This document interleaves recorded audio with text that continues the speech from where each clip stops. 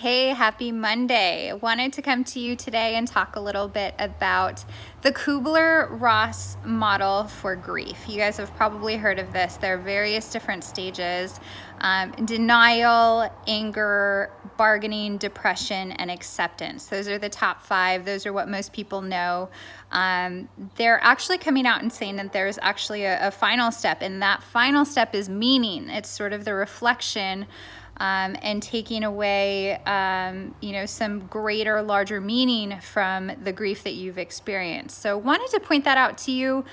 One, because I having my own experience with grief in this situation, in this season.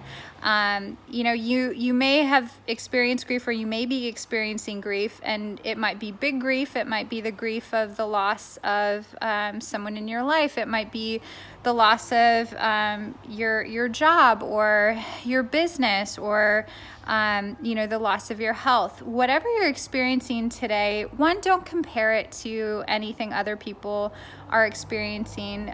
Just because you feel like what you're suffering or what you're feeling isn't as big or as difficult as others, it's still grief, and you still need to process it. Also want to point out that processing grief is not linear. You might be in acceptance today and back in depression tomorrow. You might be in meaning today and go back to anger tomorrow. That's normal. Everybody goes through it. Give yourself space and ask yourself, as you're feeling these feelings and trying to name them, what do I feel?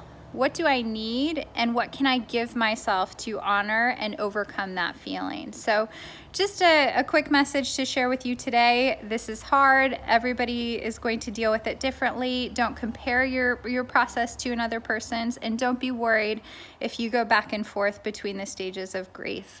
If you're looking for a great article that talks about the stages of grief and how they apply to this situation, Google HBR for the Harvard Business Review, coronavirus, and grief, and it should pop up in the top few results.